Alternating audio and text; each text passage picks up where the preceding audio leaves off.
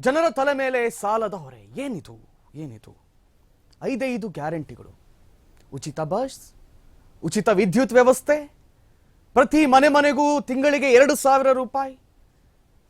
ಎಷ್ಟು ಹಿತ ಅನ್ಸುತ್ತಲ್ವ ಕೇಳುವಾಗ. ಆದರೆ ನಿಮಗೆ ಗೊತ್ತಿರದಂತಹ ವಾಸ್ತವ ಸ್ಥಿತಿಗತಿಗಳನ್ನು ನಾವು ನಿಮಗೆ ತಿಳಿಸ್ತಾ ಇದ್ದೀವಿ. ಇವತ್ತು ಆರ್ಮ್ಯಾಕ್ಸ್ ಕನ್ನಡದಲ್ಲಿ ನಿರಂತರವಾಗಿ ಇವತ್ತು ಮುಂಜಾನೆಯಿಂದ ಸಂಜೆಯವರೆಗೆ ನಿಮ್ಮ ಸಾಲದ ಹೊರೆ ಎಷ್ಟಿದೆ ಅನ್ನೋದನ್ನು ನಾವು ನಿಮ್ಗೆ ತೋರಿಸ್ತೀವಿ. ಯಾಕಂತ ಹೇಳಿದ್ರೆ ನೀವು ಎಣಿಸ್ಕೊಂಡಿರ್ಬೋದು, ನನ್ನ ಅಕೌಂಟಲ್ಲಿ ಒಂದು 300-400 ರೂಪಾಯಿ ಇದೆ, ನನ್ನ ಹತ್ರ ಏನು ಅಂಥದ್ದೇನು ನಿರ್ಗತಿಕನ ರೀತಿ ಇದ್ದೀನಿ ಅಂತಿಲ್ಲ. ಅಲ್ಲ, ನಿಮ್ಮ ಅಕೌಂಟಲ್ಲಿ ಎಷ್ಟೇ ಹಣ ಇರಲಿ, ಆದರೆ ನಿಮ್ಮ ತಲೆಯ ಮೇಲೆ 1,08,000 ರೂಪಾಯಿ ಸಾಲದ ಹೊರೆ ಇದೆ ಅಂದ್ರೆ ನೀವು ನಂಬಲೇಬೇಕು. ಎಸ್, ಇದು ಸತ್ಯ.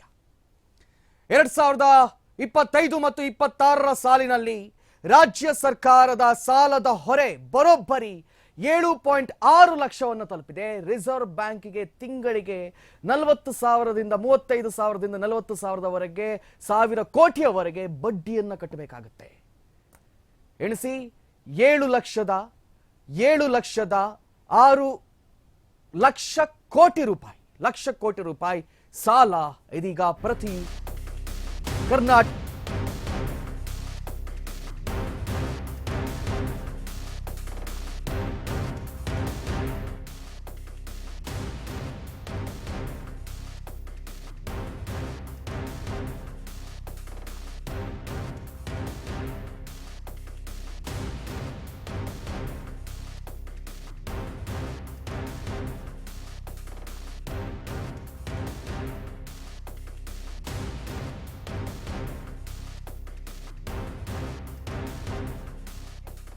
ಸರಿಸೂಗು.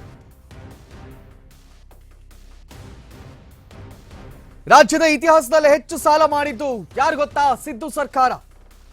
ಮಿತಿ ಮೀರಿದ ಕೈ ಸಾಲದ ಪ್ರಮಾಣ ಹೈರಾಣಾದ ರಾಜ್ಯದ ಜನತೆ. ಗ್ಯಾರಂಟಿ ಯೋಜನೆ ಸರಿದೂಗಿಸಲು ಸಾಲದ ಹೊರೆಯಂತೆ ಆರ್ಥಿಕ ಶಿಸ್ತಿಗೆ ಹೆಸರಾಗಿದ್ದಂತಹ ರಾಜ್ಯ ಸಾಲದ ಬಿಕ್ಕಟ್ಟಿಗೆ ಸಿಲುಕ್ತಾ ಅನ್ನುವಂತಹ ಪ್ರಶ್ನೆ ಇಲ್ಲಿ. ಅತಿ ಹೆಚ್ಚು ಸಾಲ ಮಾಡಿದಂತಹ ರಾಜ್ಯಗಳ ಪೈಕಿ 5ನೇ ಸ್ಥಾನದಲ್ಲಿ ಕರ್ನಾಟಕ ಇದೆ. ಗ್ಯಾರಂಟಿ ನೀಡಿ ಸಾಲದ ಕೂಪಕ್ಕೆ ಕಾಂಗ್ರೆಸ್ ಸರ್ಕಾರ ಹೋಗ್ತಾ ಇದೆ. ಉಚಿತ ಯೋಜನೆಗಳಿಗೆ 50,000 ಕೋಟಿ ಅಧಿಕ ಖರ್ಚಾಗ್ತಾ ಇದೆ. ಮೊದಲೆಲ್ಲ ಕರ್ನಾಟಕವನ್ನ ಶ್ರೀಮಂತ ರಾಜ್ಯ ಅಂತ ಕರೆಯಲಾಗ್ತಾ ಇತ್ತು.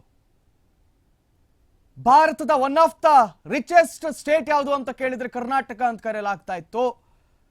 ಇಷ್ಟೆಲ್ಲ ವ್ಯವಹಾರಗಳಿದ್ರೂ ಕೂಡ ಕರ್ನಾಟಕ ಇದೀಗ ದೇಶದಲ್ಲಿ 5ನೇ ಸ್ಥಾನದಲ್ಲಿದೆ. ಸಾಲಗಾರರ ಪಟ್ಟಿಯಲ್ಲಿ ನಮ್ಮ ರಾಜ್ಯ 5ನೇ ಸ್ಥಾನದಲ್ಲಿದೆ.